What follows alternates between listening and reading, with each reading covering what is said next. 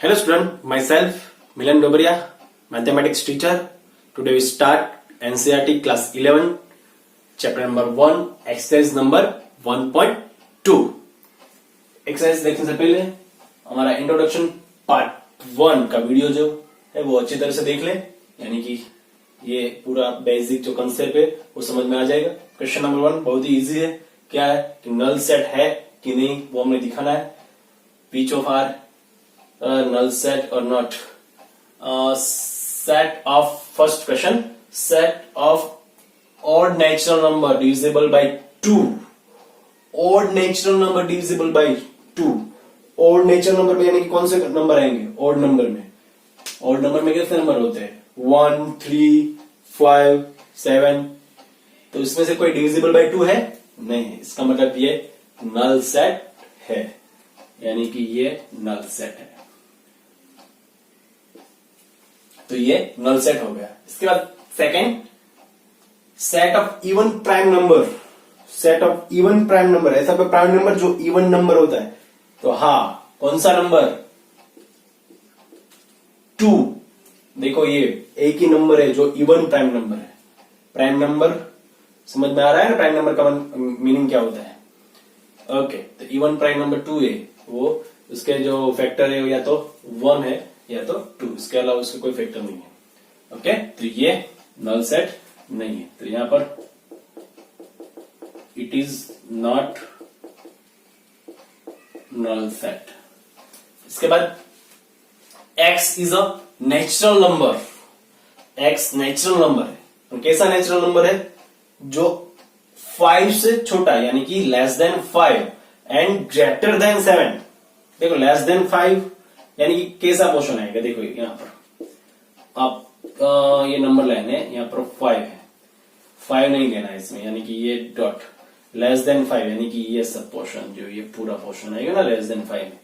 Okay, यहां पर 7 होगा ना। ओके, तो यहां पर ग्रेटर देन 7 यानी कि ये 7 नहीं लेना, ये पोर्शन। तो देखो दोनों में कॉमन तो कुछ नहीं है ना, दोनों कंडीशन फुलफिल नहीं होती, यानी कि ऐसा कोई भी नंबर नहीं है जो लेस देन 5 और ग्रेटर देन 7 होती है, यानी कि ये भी क्या है? नल सेट है, यानी कि ये उसको हम क्या बोल सकते हैं? नल सेट या तो वॉइड सेट भी बोल सकते हैं। इसके बाद क्वेश्चन नंबर 4 में क्या? y is point common to any 2 parallel lines. यहां पर देखिए कोई 2 पैरेलल लाइंस है, उसमें कोई कॉमन पॉइंट होता है? अगर कॉमन पॉइंट है तो वो पैरेलल नहीं है ना, तो इसका मतलब ये भी क्या है? नल सेट है। आए समझ में? सिंपल। देन क्वेश्चन नंबर 2, उसमें क्या बताना है हमें? फाइनाइट और इनफाइनाइट देखना है। सिंपल है कि हमें क्या बताना है, ये फाइनाइट सेट है कि नहीं है। तो देखो first question, set of month of year. तो पता ही है कि हमें तो कितने मंथ होते हैं? 12 मंथ, यानी कि ये फाइनाइट सेट है। तो ये क्या है? फाइनाइट। ओके, ये सेट ऑफ नेचुरल नंबर है। देखो ये तो कौन सा हो गया? इनफाइनाइट। तो ये होगा इनफाइनाइट। यहां पर देखो 100 तक है, दिखाई दे रहा है, सिंपल। तो ये भी कौन सा सेट है? इनफाइनाइट सेट है। ओके, यहां पर क्या है क्वेश्चन नंबर 4 में? The set of prime number less than 99। Prime number less than 99, उसका सेट भी क्या है? फाइनाइट ही होगा ना। क्यों? सॉरी, ये इनफाइनाइट नहीं है ना, ये फाइनाइट, ये फाइनाइट सेट है। थर्ड। ओके, अभी देखो यहां पर तो set of prime number less than 99 है। तो प्राइम नंबर कौन से होंगे? देखो, तो एक तो प्राइम नंबर में स्टार्ट कहां से होगा? 2 से। 2, इसके बाद क्या होगा? 5, इसके बाद 7 यहां तक, और 99 से छोटा कौन सा प्राइम नंबर? 97। तो ये कौन सा सेट है? तो ये भी कौन सा? फाइनाइट सेट है। ये भी क्या है? फाइनाइट सेट है। ओके, देन इसके बाद का थर्ड क्वेश्चन में भी वही सेम टू सेम कि फाइनाइट है कि नहीं है वो देखना है। तो देखो, the set of lines which are parallel to x axis. देखो वो एक एक्स एक्सिस है यहां पर, यहां देखो, चलो ये पता है हमें, ये एक्स एक्सिस है और ये y एक्सिस। तो क्वेश्चन क्या है, set of lines which are parallel to x axis. तो पैरेलल टू एक्स एक्सिस तो कई सारी लाइन ड्रॉ कर सकते हैं ना, इनफाइनाइट। तो इसका मतलब ये कौन सा सेट है, इनफाइनाइट सेट है। Okay, then next, the set of letters in the English alphabet. हमें पता है इंग्लिश अल्फाबेट में कौन सा नंबर आएंगे, ए बी सी, कहां तक जाना है, जेड तक। तो ये कौन सा सेट है, ये हो गया फाइनाइट सेट हो गया। ये कौन सा हो गया, फाइनाइट। यहां पर देखो, set of number which are multiple of 5, multiple of 5 यानी कि 5, 10, 15, 20, 25, 30, ये तो इनफाइनाइट नंबर ऑफ नंबर होंगे ना। तो यहां पर कौन सा सेट है, ये होगा इनफाइनाइट सेट।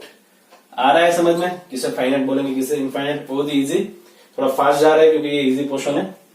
देखो इसके बाद set of animals living on earth. देखो ये अर्थ पे जो एनिमल है इसका जो सेट है, आप बोलेंगे सर ऐसे तो कैसे काउंट कर सकते हैं, ये तो इनफाइनाइट हुआ। नहीं, ये फाइनाइट है क्योंकि कुछ ना कुछ तो उसका डिजिट होगा ना, लास्ट डिजिट तो कोई भी होगा ना। ऐसा तो नहीं है कि इनफाइनाइट तक जाएगा, ऐसा तो नहीं। तो इसलिए ये फाइनाइट सेट है, काउंट करना मुश्किल है ये एनिमल का सेट, पर ये फाइनाइट तो है ही। तो set of circle passing through the origin 0, 0। ये देखो, ये ऐसा सर्कल का सेट जो ऑरिजिन से पास होता है।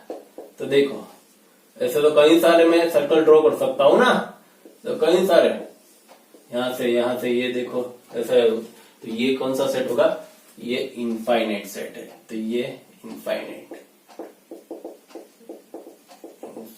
Set. Okay, then question number 4, state whether A is equal to B और नॉट, यानी कि ए और बी इक्वल है कि नहीं हमें बताना है। देखो तो क्वेश्चन नंबर 1 में क्या है, एबीसीडी, यहाँ पर डीसीबी है। देखो एबीसीडी डीसीबी दोनों एक ही है, दोनों एक ही सेट है। देखो ऑर्डर चेंज कर सकते हैं इसमें सेट में, उसका कोई मतलब नहीं, यानी कि ये दोनों एक ही सेट है, यानी कि ए इज इक्वल टू बी इसमें होता है। एबीसीडी को हम उसका ऑर्डर चेंज करके लिख सकते हैं डीसीबी ए, तो वो सही है, दोनों एक ही सेट है। सेट की डेफिनेशन में क्या है, वेल डिफाइंड एंड डिस्टिंक्ट, दो वर्ड है, तो वेल डिफाइंड एंड डिस्टिंक्ट होना चाहिए। तो ये वेल डिफाइंड डिस्टिंक्ट तो दोनों है ही, यानी कि उसका ऑर्डर चेंज है तो वो दोनों एक ही है। देखो यहाँ तो ये दोनों इक्वल सेट है। Then 4, 8, 12, 16 and B is equal to 8, 4, 16, 18। देखो यार 8 तो दोनों में है, 4 भी दोनों में, 12 भी, 18 और 16 अलग, यानी कि ये A does not equal to B है। देन नेक्स्ट देखो 2, 4, 6, 8, 10 and x is positive even integer less or equal 10, यानी कि ये कौन सा हुआ वापस 2, 4, 6, 8, 10 लेस और इक्वल लिखा है, यानी कि 10 भी होगा उसमें।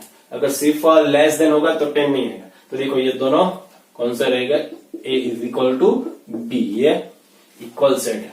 देन देखो x is multiple of 10, multiple of 10 है इसमें, तो a इज इक्वल टू कैसा होगा सेट। देखो तो पहला तो मल्टीपल ऑफ 10 में 10, इसके बाद 20, इसके बाद 30, ये 40, ऐसे इनफाइनाइट तक जाएगा ना। तो यहां पर b देखो 10, 15, 20, 25, ये मल्टीपल ऑफ 5 है सब। तो इसका मतलब ये a does not equal to b, a और b इक्वल नहीं है। Same to same question number 5 में भी यही कहना है कि क्या है, दोनों इक्वल है कि नहीं वो चेक करना है। देखो तो a इज इक्वल टू 2, 3 दिया है ना, और b इज इक्वल टू क्या दिया है, x is solution of x square plus 5x plus 6। देखो ध्यान से देखो इसका सॉल्यूशन क्या है। तो यहां पर देखो मैं इसका सॉल्यूशन ये यहां पर देखना खास, x square plus 5x plus 6 is equal to 0। तो 6 का फैक्टर ऐसे निकालो कि समेशन से क्या आ जाए 5 आ जाए। तो 6 का फैक्टर निकालो, कैसे आएंगे, तो हमें पता है 3 2 जा 6 होगा ना। देखो 3 प्लस 2 क्या होगा 5, तो हम डायरेक्ट भी लिख सकते हैं क्या, x प्लस 5 और x plus 2 is equal to 0। तो यहाँ पर x इज इक्वल टू क्या है, -5 और x इज इक्वल टू -2। इसका मतलब इसका सॉल्यूशन क्या है, -5 और -2, ऐसा आएगा ना। तो यहां पर देखो a इज इक्वल टू क्या है 2 और 3, और b is equal to solution में क्या है -2 एंड -5। इसका मतलब ये दोनों इक्वल नहीं है। अगर देखो प्लस होते तो दोनों इक्वल है, यहाँ पर तो माइनस है, यानी कि A does not equal to B, ये दोनों इक्वल नहीं है। अभी ध्यान से देखो, ये इसमें क्या है, देखो ए इज इक्वल टू क्या दिया, X is a letter in word 4 हो, देखो तो इसमें कौन सा नंबर एलिमेंट्स होगा, तो एफ होगा, ओ एल एक बार, इसके बाद ओ तो आ गया, इसके बाद डबल एक ये होगा, इसके बाद बी इज इक्वल टू क्या लिखेंगे, देखो बीज में क्या वल्फ है, तो इसमें देखो डब्ल्यू आएगा, इसके बाद ओ, इसके बाद एल, इसके बाद एफ, देखो तो दोनों इक्वल है कि नहीं, देखो W W O O L L F, यानी कि ये A is equal to B है, यानी कि ये इक्वल सेट।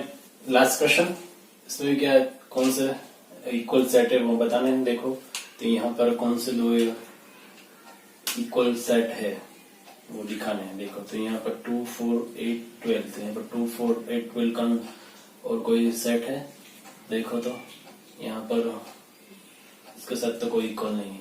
देखो तो ये 1 2 3 4, 1 2 3 4, इसका मतलब बी इज इक्वल टू क्या है, डी, एक ये। इसके बाद देखो ई, यहाँ पर ये दोनों तो हो गए, इसका काम हो गया। इसके बाद देखो यहाँ पर -1 1 और यहाँ पर 1 -1, यानी कि ई इज इक्वल टू जी, ये भी हो गया एक इक्वल। इसको देखो ये 0 है, ये 0 1 है, ये दोनों तो इक्वल नहीं, इसके इसलिए ये दोनों ये इक्वल दोनों सेट